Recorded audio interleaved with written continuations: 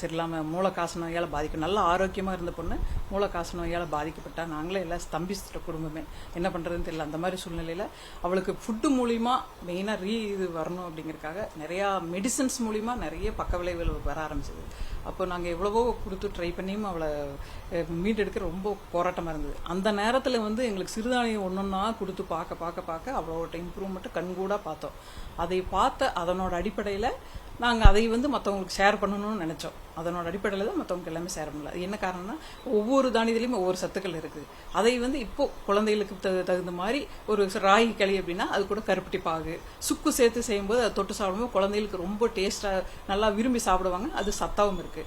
அதே மாதிரி பார்த்தீங்கன்னா சிறுதானியம் பொதுவாகவே எல்லாமே வறட்சியாக இருக்கனால அதிகமாக யாருமே விரும்புறதில்லை. அது வறண்ட மாதிரி செய்யும்போது ஒரு பக்குவத்தில் இருக்கும், கொஞ்ச நேரம் கழிச்சு பார்த்தீங்கன்னா ட்ரை ஆயிரும். அதனால என்ன பண்ணுறோன்னா, அது பருப்புகள் எல்லாம் சேர்த்து பாசிப்பயிறு, காய்கறிகள், ஒவ்வொரு பருப்பு, எல்லா பருப்பு ஒவ்வொரு நாளைக்கு ஒரு பருப்பு, அதில் ஒரு பாசிப்பயிறு சேர்த்து ஒரு காய்கறி சேர்த்து ஒரு ஏதோ ஒரு நீர்க்காய் சேர்க்கும்போது அந்த வரவரப்பு தன்மை சரியாயிருது. அது இன்னும் கொஞ்சம் தண்ணி அதிகமாக குலைவாக வேக வச்சு சாப்பிடும்போது குழந்தைகளுக்கு டேஸ்ட்டும் பிடிக்குது, டைஜனும் ஆகுது.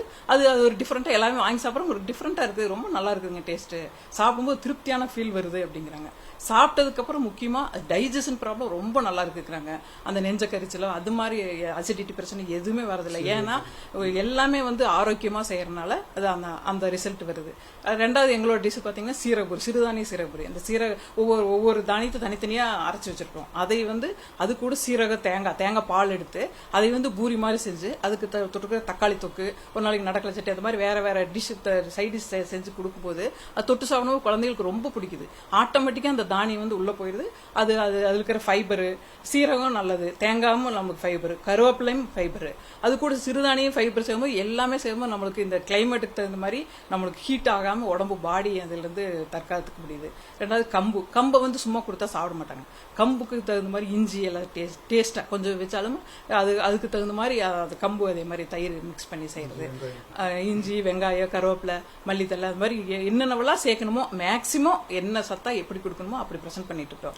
ரெண்டாவது பாத்தீங்கன்னா கோதுமை தோசைன்னா எல்லாருக்குமே அந்த அளவுக்கு பிடிக்காது, கோதுமை வலுவல் இருக்கு அப்படின்னு. அதை என்ன பண்றோம்னா ஆட்டி பழங்காலத்துல எல்லாம் பாட்டியெல்லாம் செய்வாங்களே அது மாதிரி கோதுமையை ஆட்டி அது தோசையா சுட்டு அதுக்கு தகுந்த மாதிரி ஒரு சைட் டிஷா ஒரு சட்னி சாம்பார், அந்த பருப்பு ஒரு பாசிப்பருப்பு சாம்பார் வச்சு தொட்டு சாப்பிடும்போது அவங்களுக்கு அந்த ஃபைபரோட சாப்பிடும்போது ரொம்ப டேஸ்டா இருக்குங்கிறாங்க.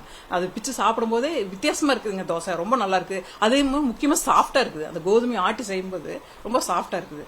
அந்த மாதிரி அப்புறம் கருப்பு கவனியில இந்த மாதிரி ஒவ்வொன்றுக்குமே சொல்லிட்டே போலாங்க. நிறைய எல்லாமே நாங்க பிரசன்ட் பண்றது எல்லாமே அதனோட சத்துக்கள் அழியாம அதே நேரத்துல டேஸ்டாகவும் எல்லாரும் குழந்தைங்க பெரியவங்க யாராவது கெஸ்ட் வந்தாங்கன்னா கூட இந்த மாதிரி வாங்கி கொடுக்கலாம் அப்படின்னு நினைக்கிற அளவுக்கு எல்லாமே மெயினா நம்ம ஃபேமிலியில் எப்படி எல்லாரும் சாப்பிடுவோம் அந்த மாதிரி நாங்கள் பண்ணி ஷேர் பண்ணிட்டு இருக்கோங்க. இதுதான் எங்களோட இது. இன்னும் நிறைய பேர்த்து குழந்தைகளுக்கு இந்த உளுந்து வெந்தயம் இது எல்லாம் சேர்த்து கூட களி மாதிரி எல்லாம் செஞ்சுட்டு இருக்கிறோம். இன்னும் காய்கறிகள் எல்லாம் ஒவ்வொரு நாளைக்கு ஒவ்வொரு காய்கறி, அதாவது ஒரு மெனு இன்னொரு நாளைக்கு வராது, ஒவ்வொரு நாளைக்கு ஒவ்வொரு மெனு. ஏன்னா எல்லாத்துலயுமே சத்து இருக்கு, அதை நம்ம ப்ரெசென்ட் பண்றது இல்லைங்கிறதா நம்மளுக்கு நேர பற்றாக்குறை, அதனால நம்ம பண்றது இல்லை. அதனால நாங்கள் மேக்சிமம் எல்லாம் கவர் பண்ணோம்னு சொல்லி தான் நாங்கள் ட்ரை பண்ணிட்டு இருக்கோங்க. சம்மந்தப்பட்டவங்க வாங்கி பயன்பட்டுக்கலாம்.